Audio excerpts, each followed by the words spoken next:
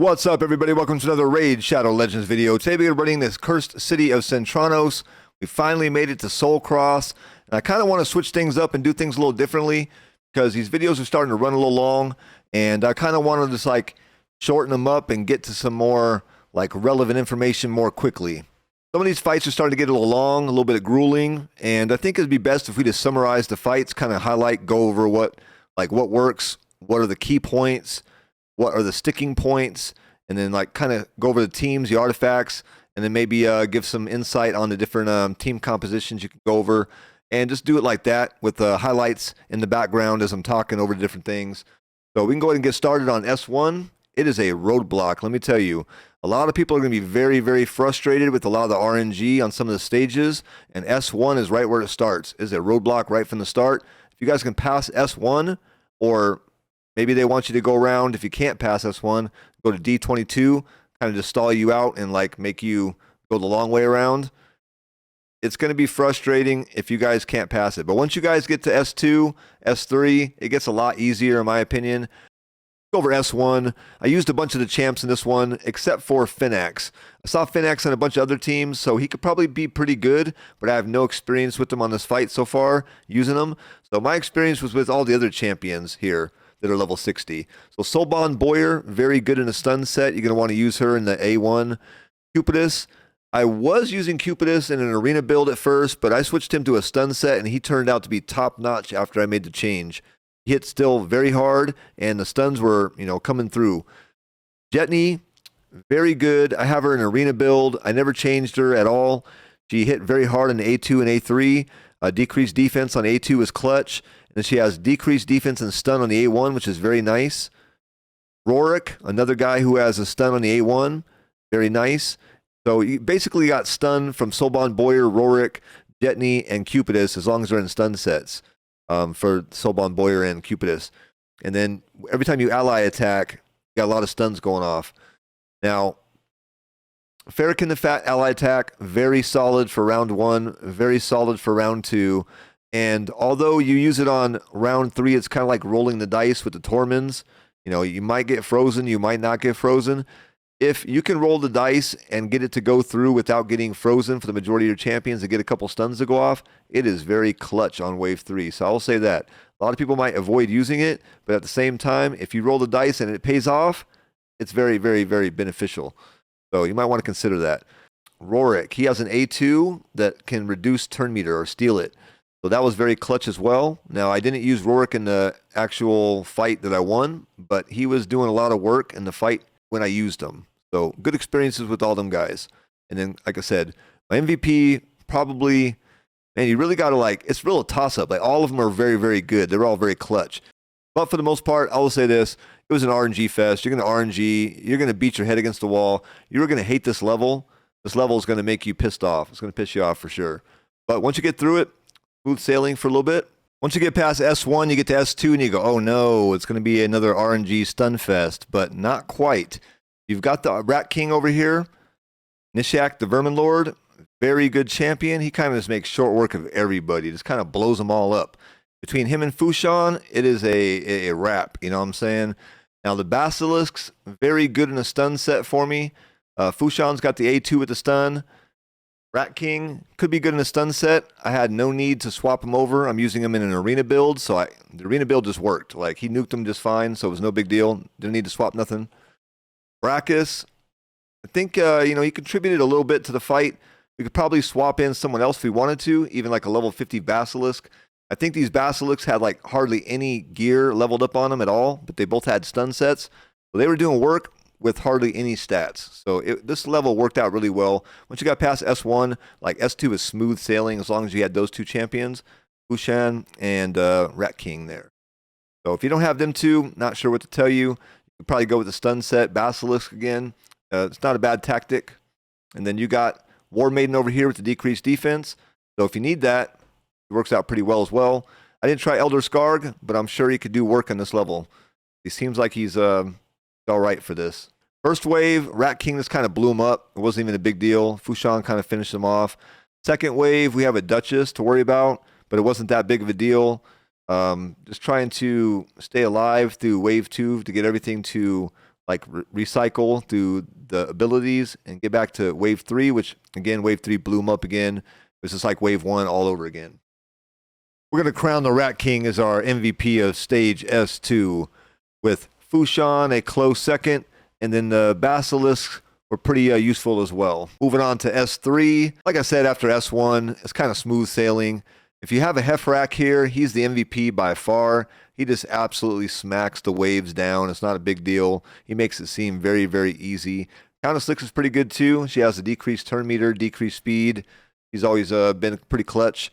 You got Biggin. He can do some work as well. And then anybody who's been playing the game for a while, like Fire Knight, teams, they built up a couple of lures, maybe at least one, right? Most people have like one allure. If you're this deep in Soulcross, you probably have somewhat of a decent account. But 2 allures, most definitely put in work on this one. So the first wave, Heffrack just kind of obliterated everybody. And what you want to do is, again, get that ability to recycle. So wave 2 is about sustaining, staying alive. And then wave 3, again, absolutely annihilated with Heffrack. There's one thing to note about wave 2 is they have a Hegemon in their group. Now, Hegemon gets the first turn no matter what, unless you have another Hegemon in the group with a faster speed. So he's going to nuke your team, and if you happen to have somebody who's kind of like a glass cannon and happen to die, it's going to be troublesome for your team. Now, if you can survive the AoE, no big deal. But if you happen to have a Heffrack in your team, like I do, it's going to work into your advantage at least a little bit, because the passive is going to trigger the A2 to go off, and it's not going to trigger the cooldown of the A2, so it could help nuke down the wave a little faster if you happen to have someone die. Then you could save the A2, come back around for wave 3, which has an Angar.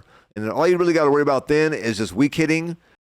Heffrack just ends up being an absolute monster. I mean, this A2, as long as it isn't weak hit like it did right there, just annihilates everybody.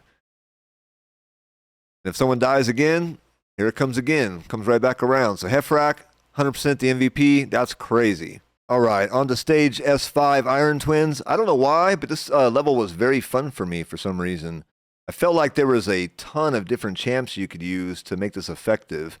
Now, you don't need meta champs, I don't think. I mean, pretty much any champions that were doing poisons were working very, very well in this level. You have so many different champions like Calvalax here, Tomb Lord, Theodore. You don't need the meta ones like Theodore, Calvalax.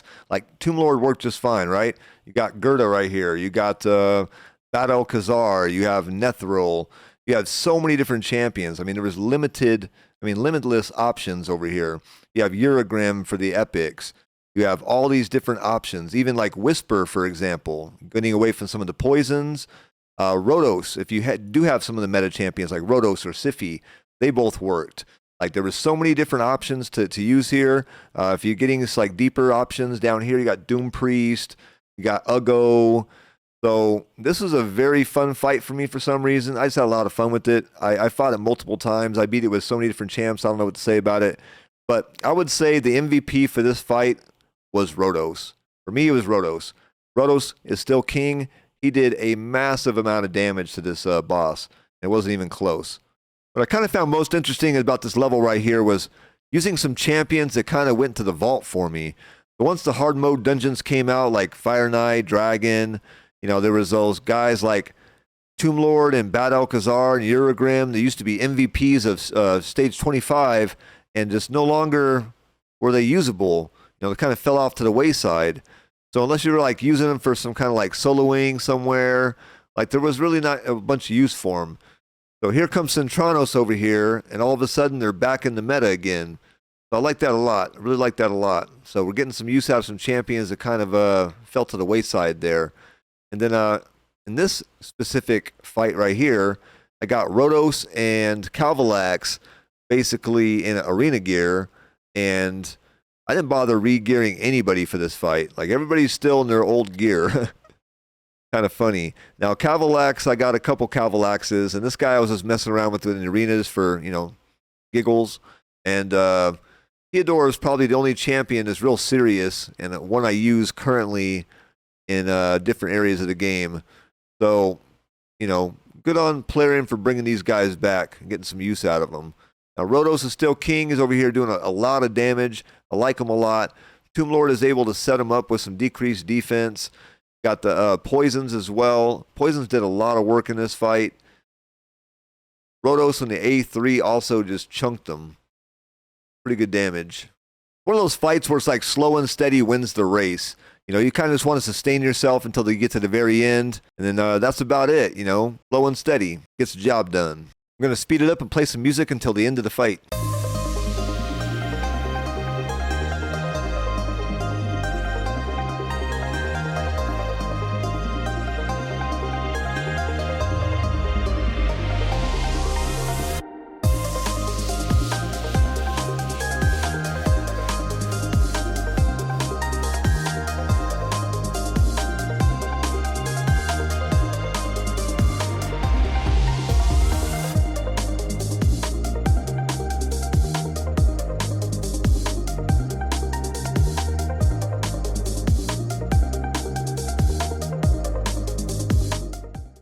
There we go. Let's go, Rodos. Rodos is still king there. 1.2 million damage. Let's go. The poisons did work as well. Kind of added up to about the same amount. The best teams. Global. Hey, let's go. We're in 5th. Made it to 5th in global. I know there's still a lot of teams still left to, you know, do their turns and everything. But not bad for the first day. We'll take it. We'll take it. That looks like a good stopping point. So the rest of Soulcross I'll cover in the next video. We got the first 4 rooms knocked out. Iron Twins knocked out. The S1 was a very hard room, kind of RNG, kind of gatekeepy, but you know, we made it through. So we'll get to the rest of the rooms in the next videos. Guys, take it easy. Have a great day. Hopefully your guys' Soulcross and your guys' Sintranos runs are going much easier than mine did. You guys have a good one. See you guys in the next video. Peace.